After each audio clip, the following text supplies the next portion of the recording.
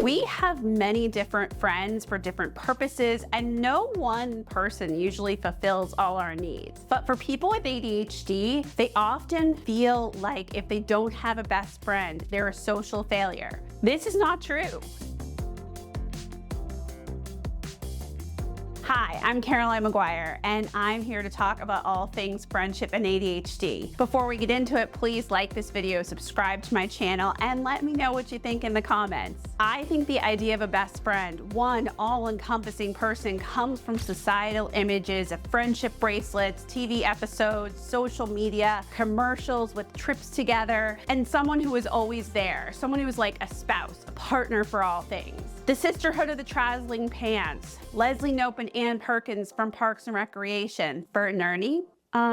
Maybe not that. So why do we have this ideal? I feel like we have different friends and different people for different needs in our lives. For many of us, because we had few friends or we were left out as kids, we may be feeling this best friend will help us feel whole. But what about having a work friend, a complain friend, a humor fun time friend, a gossip friend, a go to the movies friend, someone to talk about your families and family dynamics, a concert friend? Someone just told me a story that they go on the weekend to this whole motorcycle thing, and they go with this one person. They're not a person who's in their daily lives. They're really connected, they're really close friends, and they are close friends about this motorcycle thing. That to me feels like something that you can't depend on one person for. There's activities that you do where you are really close to people. This best friend view means we have to rely on one person for all our emotional needs.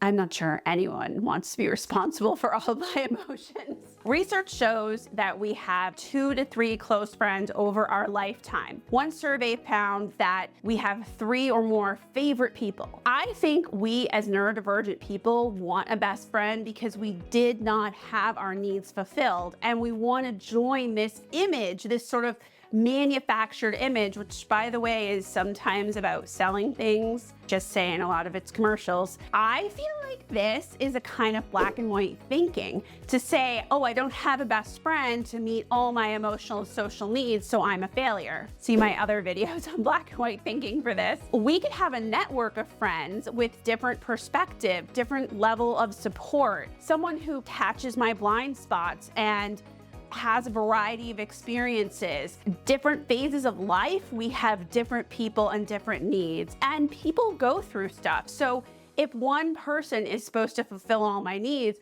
what happens when they have a sick relative or something really big going on in their lives? What do you do about this best friend problem? So I like to start with 1, look at what you want out of friendship. Whatever you're thinking about friendship, it's important to ask, what do I want out of friendship? And what does fulfillment look like? What is it that I'm feeling like is missing or I want out of this single best friend figure? And I feel like there are many kinds of friends, many different levels of closeness, and you probably want to evaluate where you are with your friends and whether they're more of an acquaintance or a buddy, or if they really are this confidant and they fulfill a piece of your needs, and maybe then you have other needs that someone else could fulfill or meet. 2, what is a good friend? Define it. If you think about what it would be like to be fulfilled, what do you want out of friendship, really think about what a good friend is. And I have a video about signs someone wants to be your friend, and really a few videos where we talk about things that really make someone a good friend. But I think it's important to really define that and think about it, because if you're in this quest for a best friend, it may be that you need to kind of think about what your needs are. 3, and this is the piece that I really like, cultivate different deep friendships for different needs. If you don't have close friends, then seek to nurture friendships rather than seeking that one person.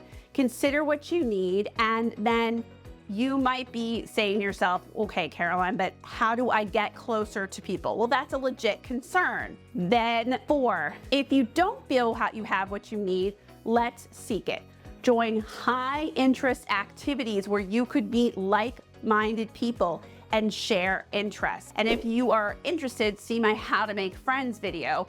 but you may have listened to me enough to know I really believe interest is our fuel. If you want someone, for instance, that motorcycle example, where you have these shared interests and it creates a deep bond, then those kind of high interest activities where you also have a lot of reciprocity, a lot of experience, where you can have add-on activities. Those are sort of activities that are in addition to the main thing you're doing, where you share interests and you bond over those interests. It really can be the way to nurture relationships. So to me, if you're seeking this, then let's seek it. Let's find the people in your life who can give you those closer relationships. But what I don't want us to do is have the mindset that if it's not one person, if it's several people, if it's two people, that you're a failure because you don't have this image of the best friend.